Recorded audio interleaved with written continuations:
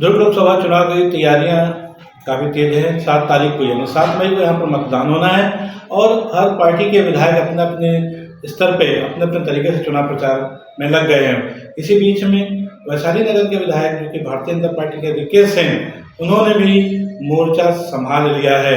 वो अपने संसाधनों से अपने साथियों के साथ वैशाली नगर विधानसभा के प्रत्येक वार्ड में जाकर के चुनाव प्रचार कर रहे हैं और लोकसभा में भारतीय जनता पार्टी के प्रत्याशी विजय बघेल के पक्ष में मतदान कर उनको 1 लाख वोट से ज़्यादा की लीड दिलाने का उन्होंने आह्वान किया है और इसके लिए उनके पूरे कार्यकर्ता युद्ध स्तर पर लग गए हैं। पार्टी के मतलब हाईकमान जो है भारतीय जनता पार्टी का, उसके निर्देश पर वैशाली नगर के विधायक रिकेश सेन ने पूरे जो क्षेत्र है वैशाली नगर, वहाँ के चिकित्सकों, शिक्षकों और युवा वर्ग के साथ एक बैठक की और उसके अलावा जो अन्य समाज के प्रमुख हैं उनके साथ भी चर्चा करके ये बताया कि इस समय मोदी जी को तीसरी बार प्रधानमंत्री बनाना क्यों आवश्यक है।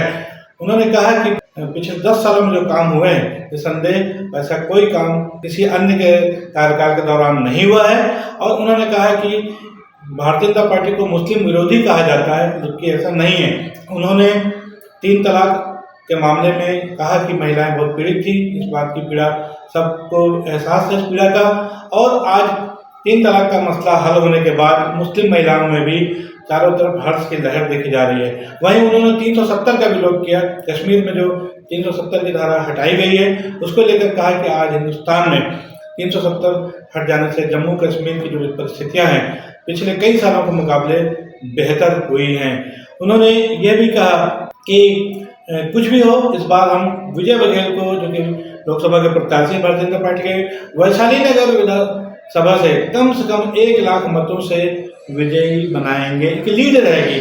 और देखना है कि अपनी तरह के अनोखे प्रचार प्रसार के लिए जाने आने वाले रिकेश सेन का ये जो प्रचार प्रसार है वो विजय बघेल के लिए कितना सार्थक सिद्ध होता है। अलग अलग धर्म और जाति के लोग बैठे हुए हैं, सभी का अपना धर्म है और सभी के अपने भगवान हैं। अपने भगवान से कोई समझौता नहीं करता, अपने इष्ट देव से कोई समझौता नहीं करता, भले ही सर कलम हो जाए। हमारे राजपूत समाज के बैठे हैं, इनसे प्रेरणा लेते हैं। सिख समाज से हम लोग प्रेरणा लेते हैं।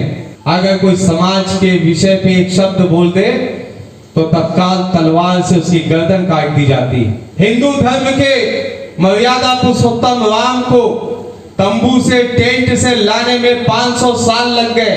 कैसे कांग्रेस को वोट लोग देंगे जो लोग भगवान राम को पेशी में कोर्ट में ले जाया करते थे और कहते थे जज साहब कि भगवान राम तो काल्पनिक है। कपिल सिब्बल उनके वकील हुआ करते थे, सलमान खुर्शीद उनके वकील हुआ करते थे, कहते थे भगवान राम तो काल्पनिक है। लेकिन पिछले बार आप लोगों ने एक वोट विजय बघेल जी को दिया था। उसका कमाल ये हुआ कि 500 साल बाद नरेंद्र मोदी जी के नेतृत्व ने भगवान राम जो तंबू में थे, जो टेंट में थे, उनको वापिस जो है हिंदू धर्म की रक्षा करते हुए उनको वापिस भगवान राम को जो है मंदिर में लाया गया। हम अपना घर नहीं बना पाते हैं 1 साल में। 1 साल में प्रधानमंत्री आवास योजना भी तैयार नहीं हो पाता है, लेकिन 1 साल में भगवान राम के जो अयोध्या है वो बन के तैयार हुआ, भव्य मंदिर बन गया। उस 1 वोट का कमाल है। लोग कहते हैं भारतीय जनता पार्टी जो है मुस्लिम विरोधी है।